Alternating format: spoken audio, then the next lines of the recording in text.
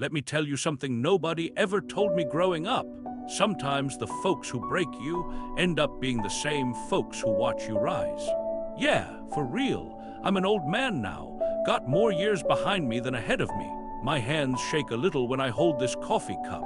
My knees sound like popcorn every time I stand up. But my memory, man, that thing's still sharp when it comes to pain.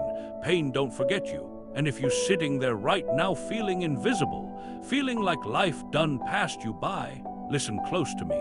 'Cause I used to be that kid too. I lost both my parents before I even understood what death really meant. One minute I had a mama singing in the kitchen and a father who'd lift me onto his shoulders. Next minute, silence, cold silence. I got shipped off to relatives after the funeral like some old piece of furniture nobody wanted. Ain't nobody asked me how I felt. Ain't nobody hold me. They just looked at me like another mouth to feed. And trust me, they made sure I knew it every single day. I wasn't treated like family in that house. I was treated like help. I'd wake up before sunrise while their kids still asleep under warm blankets. I'm talking freezing mornings too. Hands numb, eyes burning, sweeping floors, washing dishes, carrying water, scrubbing bathrooms. And if I missed one little thing, man, they'd talk to me like I was dirt. Boy, you useless. Your parents left you nothing. You better earn your stay here. That stuff sinks deep into a child, deeper than people think. I remember sitting at the dinner table, sometimes starving out of my mind. And everybody else would get full plates while I got scraps. I learned how to eat slow just to trick my stomach into thinking it had enough. You know what hurts worse than hunger though? Feeling unwanted. That kind of pain hits different. Their kids had birthdays, toys, new clothes for school. Me, I wore hand-me-downs so old the fabric felt tired. I remember one winter my shoes had holes in the bottom. Snow slipping through while I walked to school. My toes freezing, but I kept walking anyway. Because what choice did I have? Nobody was coming to save me. That's something poor kids learn early. You stop waiting for rescue. One night still lives in my head like it happened yesterday. We had company over. Family friends sitting around laughing, eating good food, talking loud like folks do. I was in the kitchen washing dishes while everybody else enjoyed themselves. One of my relatives called me into the living room. I thought maybe, just maybe, they were finally about to treat me kindly in front of people. Nah, that man looked at everybody and said, "This boy, he ain't gonna be nothing. We're just trying to keep him off the streets." Everybody laughed. I stood there holding a wet towel in my hand while grown people laughed at my life. Man, I can still hear it. Something happened inside me right then. I didn't cry, didn't yell, didn't beg. Something colder happened. A promise, silent, heavy, real. I looked around that room and told myself, one day these same people gonna have to say my name different. From that day on, I stopped looking for love in that house. I stopped trying to be accepted. I focused on becoming. See, pain will either bury you or build you, and I wasn't about to fold. Life still stayed hard though. Don't get me wrong, this ain't one of them fairy tales where everything suddenly got easier. Nah, I struggled every single step. I walked miles to school, sometimes hungry, sometimes exhausted from chores, sometimes so tired I could barely keep my eyes open in class. But I paid attention, because education looked like a door, and I needed out. I borrowed books because I couldn't afford my own. I studied under weak lights late at night after everybody went to sleep. I'd be sitting there fighting sleep while the whole house quiet. Sometimes I failed tests. Sometimes I doubted myself. Sometimes them voices got into my head. Maybe they write about you. Maybe you really ain't gonna be nothing. But every time life knocked me down, something inside me kept saying, "Get up." So I did, again and again.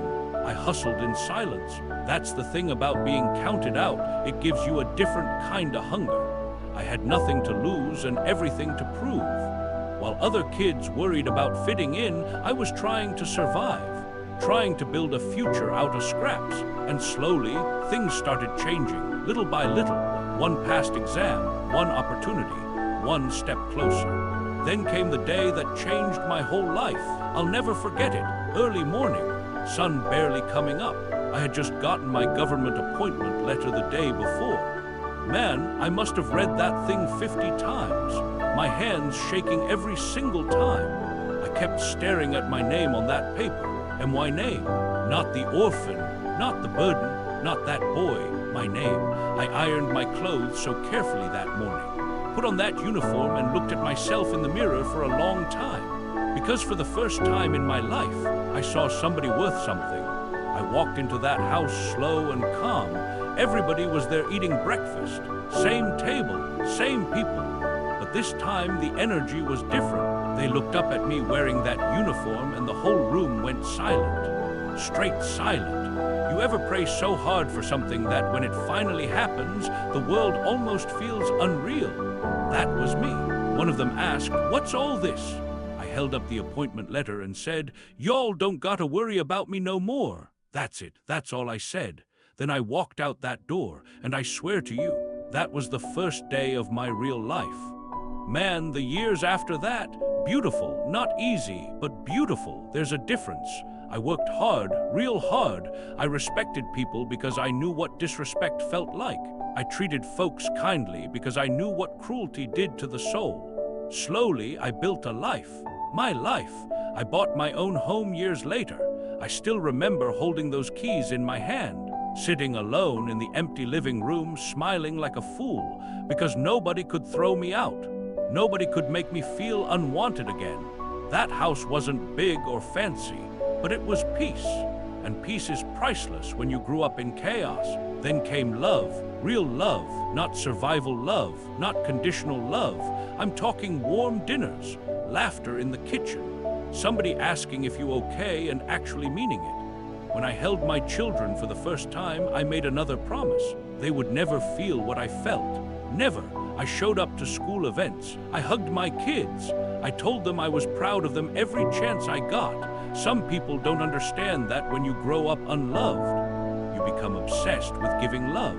I moved up in my career too. Folks respected me. Neighbors greeted me. Young people asked me for advice. Funny how life works. The same world that once ignored me started listening. And then, here came the relatives. Oh yeah, ain't that something? The same folks who treated me like trash suddenly started calling, showing up smiling. Family is family. We always knew you'd make it. Man, people switch up fast when success enters the room. At first I used to get angry, but age teaches you something important. Bitterness is heavy, and I carried enough heavy stuff already, so I helped when I could. I gave money sometimes, helped their kids find opportunities, showed respect, but I never forgot.